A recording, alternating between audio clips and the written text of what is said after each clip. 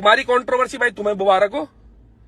सुल्ताना करवाने गए थे, बीज बोने नहीं गए थे। अपनी निभा लो, इन चीजों में नहीं पड़ने वाले भाई। हर आदमी दोगला है, हर आदमी, ईच एंड एवरीबॉडी इज दोगला। दोस्त बनकर जो धोखा देता है, मेरे हिसाब से उससे बड़ा कोई दुश्मन नहीं होता। नमस्कार साथियों, मैं डीडी सिंह। जैसे कि आपको पता है, अभी जिस तरीके से एल्विस यादव और एल्विस की सस्ती छिनार प्रिंस के बीच जिस तरीके से अभी कंट्रोवर्सी चल रही, हालांकि कंट्रोवर्सी जिस तरीके से चल रही है और एल्विस ने जो कदम उठाया है वो वाकई में सराहनीय उठाया है।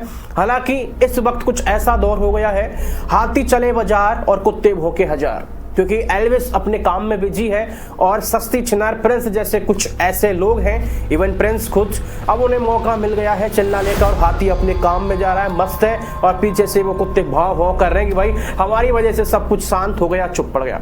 लेकिन इसी भी साथियों, मैं बात रजत दलाल की करूंगा। वो रजत दलाल जो कभी बहुत ज्यादा बदनाम था, जिसके साथ कोई नहीं लगता था और उसे एक एज ए गैंगस्टर गुंडा के नाम से जाना जाता था।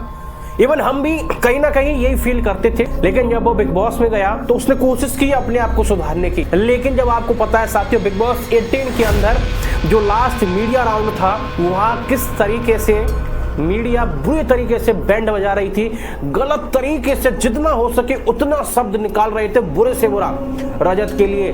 लेकिन आपको एक चीज याद होगी, उस टाइम पे एल्विस खड़ा था, आपको पता है, रजत की ओर से एल्विस यादव गया था और एल्विस भाई ने यही बोला था कि उसके अंदर हजार ऐब है, उसके अंदर कितनी ही कमियां हैं, वो अपना भाई है और भाई हमारे लिए हमेशा सही रहेगा और उसके लिए हम कुछ भी करने के लिए तैयार है। लेकिन रजत तो भूल गया उन चीजों को। और यही जो तेरे पीछे नाम दलाल है ना, वो असली शब्द देखा जाए तो दलाल इसी वजह से है क्योंकि तूने दलाली का काम किया है। मैं अभी भी कह रहा हूं रजत, तूने एल्विस के साथ बिल्कुल अच्छा नहीं किया जिस तरीके से तूने अभी हाथ खींचा। मैं एक ही चीज कहना चाहूंगा, तुझे लड़ाई पसंद नहीं है ना, तुझे सुधरना है ना, तुझे एक अच्छी इमेज बनानी है ना, तो तू बीच में पड़ा ही क्यों था? जिस तरीके से आके तूने हवाबाजी दिखाई और स्टोरी लगा रहा है कि अब के बाद कुछ हुआ तो हम पाड़ देंगे, फलान कर देंगे, ये कर देंगे, तो मतलब क्या था भाई? तू पढ़ता ही नहीं ना बीच में। जब तुझे ऐसा लग रहा है कि भाई मेरी इमेज खराब होगी तो मत पड़ता बीच में ना। ये कौन सा तरीका था?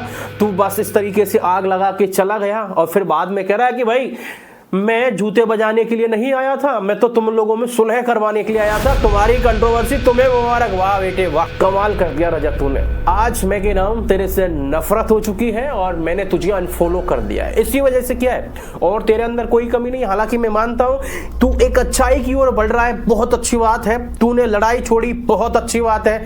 लेकिन बात ये थी, तू इसमें पड़ता ही नहीं ना। तूने एल्विस का साथ छोड़ा है। एल्विस जैसा आदमी तुझे कभी नहीं मिलेगा।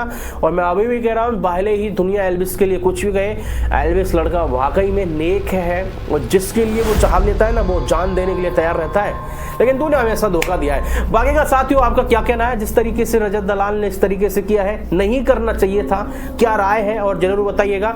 और प्रिंस के बारे में आप भी जरूर बताइएगा। अब जैसे कि एक चीज और बताना चाहूंगा, अभी साथियों एल्विस यादव ने लड़ाई बिल्कुल छोड़ दी है, कंट्रोवर्सी से बिल्कुल बाहर हो गए। वो उन्हें कोई मतलब नहीं है क्या हो रहा है, जो भी है ठीक है। वो कहते हैं ना, लड़ाई में अगर छोटे बाप का बन जाओगे तो हो सकता है कि लड़ाई शांत हो जाएगी। और यही है साथियों, कंट्रोवर्सी में एक को तो रुकना पड़ेगा। और एल्विस यादव ने यहाँ पर बहुत बड़ी समझदारी दिखाई है। हालांकि कुछ ऐसे स्टोरी वाले हैं, सोशल मीडिया वाले उछल रहे हैं कि एल्विस की हवा निकल गई, ये तो एंड्रॉयड सिस्टम निकला। लेकिन मैं एक चीज़ कहना चाहूँगा, बेटा एंड्रॉयड सिस्टम निकला हो, कुछ भी निकला हो, एंड्रॉयड की बताऊँ तो एंड्रॉयड की बैटरी भी ज़्यादा चलती है मरते मरते दम तक। लेकिन दूसरी बात ये है, एल्विस की होल्ड आपका प्रिंस ना अब तक कर पाया है, ना आगे कर पाएगा, ये मैं दावा करता हूँ इस चीज़ के लिए। दूसरी बात, एल्विस ने ये कदम बहुत अच्छा लिया है, जो इस लड़ाई में से वो पीछे हट गया और वो अपने रास्ते पे चल दिया, उससे कोई मतलब नहीं है। और बस वही है जो मैंने पहले कहा था, हाथी अपनी मस्ती मस्त है, एल्विस अपने काम में बिजी हो गया है, प्रिंस को मौका मिल गया है। कुत्ते भौंकते हैं इस तरीके से कि वो किस काम का नहीं है, उसकी औकात नहीं थी, इसलिए उसकी, यदि उसकी औकात होती तो हमसे भिड़ता। भाई कुछ भी औकात नहीं है उस बंदे की, उसे माफ़ करो, उसे अपनी ज़िंदगी में जीने दो। और रजत भाई, आपसे एक बार और हाथ जोड़ के निवेदन करना चाहूँगा, हो सके अगर आपके अंदर थोड़ा सा ज़मीर जिंदा हो तो एल्विस के पैरों में गिर के उससे एक बार माफ़ी मांग लेना। नहीं तो मैं ये कह रहा हूं, तू तेरे अंदर से खुद को ही माफ नहीं कर पाएगा, मरते दम तक तू रोता रहेगा, ये बात ध्यान रख लेना। क्योंकि एल्विस जैसा आदमी तुझे इस जन्म में तो क्या 7 जन्म में भी दोबारा नहीं मिलने वाला। इसलिए एल्विस से माफी मांग।